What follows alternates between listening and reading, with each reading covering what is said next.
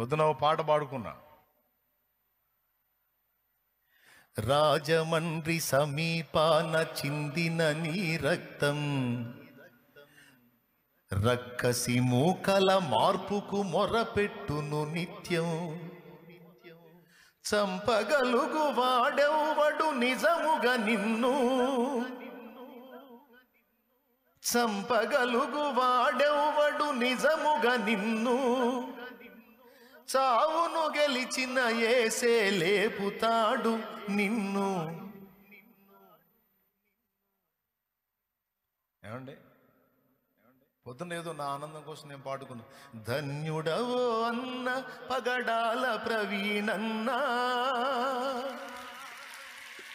ధన్యుడవో అన్న పగడాల ప్రవీణన్న, దయామయుని హత సాక్షిగా ఒరిగినావన్న. ధన్యుడవో అన్న పగడాల ప్రవీణన్న, దయామయుని హత సాక్షిగా ఒరిగినావన్న. ఏమండి, గొప్ప గొప్ప సేవకులకు దక్కే ఈ భాగ్యం, హతసాక్షుల కవిలెలోన దక్కే నీకు స్థానం. పేతురన్న పౌలన్న నిలిచే ఆ వరుసలో, నీవు కూడా నిలిచేవు అన్నా ఇది సత్యం.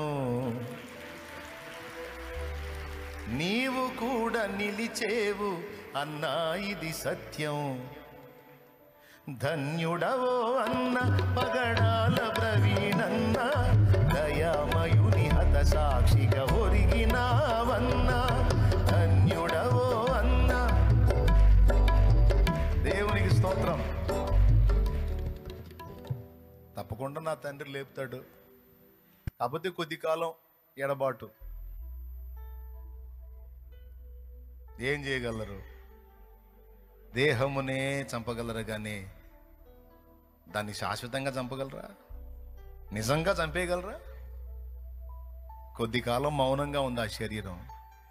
ఆయన కేక విన్నప్పుడు తిరిగి లెగుస్తాడు ఆయన. ఈసారి లేచే శరీరం అక్షయ శరీరం.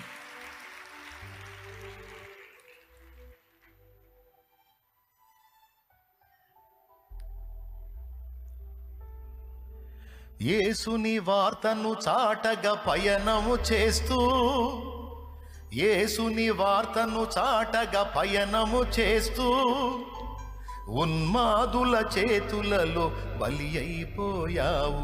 మత ఉన్మాదుల చేతులలో బలి అయిపోయావు. మూర్ఖులకు తెలియదు క్రైస్తవ్యం పుట్టుక,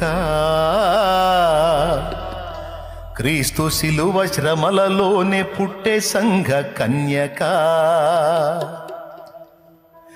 ఘోరమైన శ్రమలైన మాకు కొత్త కాదురా,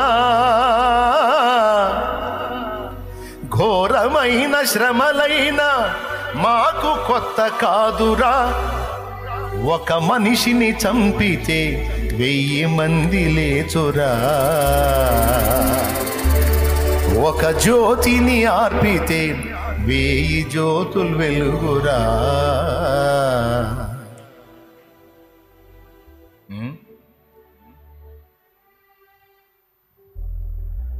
వేట కుక్కల్లాగా పొంచి ఉంటారు సాతాను సంబంధులు.